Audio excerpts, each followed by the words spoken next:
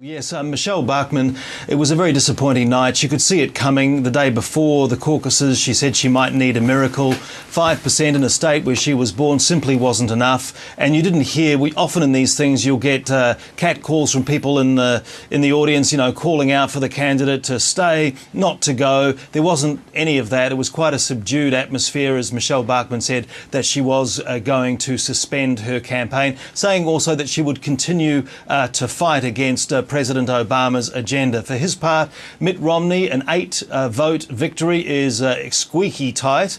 He didn't really lift his overall support in the Iowa caucuses from the level of 4 years ago, but with the evangelical and social conservative vote divided, it was enough for him to just hang on and win. Here's how he reacted to his victory. I'm absolutely delighted. Look, just a few weeks ago, we were way behind in the polls. We were able to do pretty darn well last night. And of course, I've also been building a national campaign and making campaign appearances in states that are coming up down the road. I want to make sure that this is not just a one-state send-off, but instead we're able to get the delegates we need to get the nomination. So it's a long road ahead. I'm hoping to do well, but it felt very, very good last night when the final numbers came in. Mitt Romney, they're preparing for next week's New Hampshire primary. The former Massachusetts Governor, Craig, has got what could be a decisive endorsement just in the last couple of hours.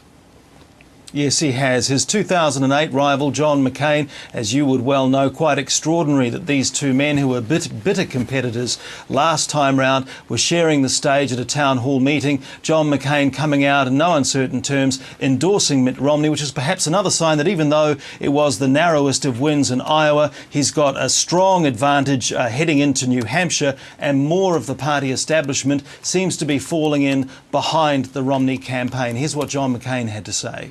I am really here for one reason and one reason only, and that is to make sure that we make Mitt Romney the next president of the United States of America, and New Hampshire is a state that will catapult him on to victory in a very short period of time. That's why I'm here. A very animated John McCain there. Now, Michelle Bachmann is out, Craig. There was a lot of speculation about Texas Governor Rick Perry also pulling out after a dismal performance by him. He has just taken to Twitter in the last couple of hours, posting this tweet. I think we can bring it up, referring to his desire to campaign on.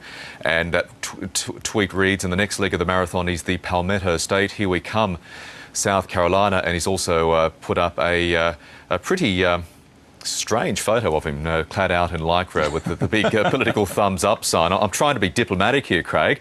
What chances does he have in South Carolina? He is a conservative who could still do pretty well in what is a deeply conservative state.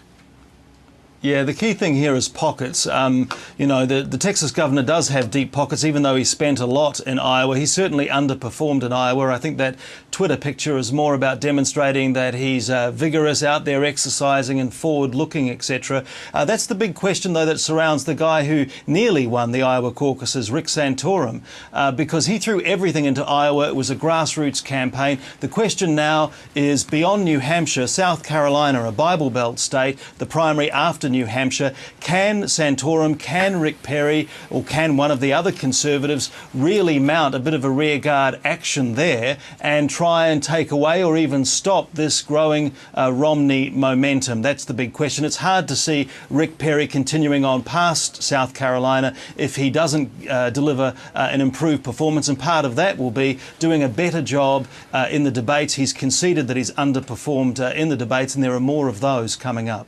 Indeed there are. Craig McMurtrie, a very busy day for you. Thanks for the update. Okay.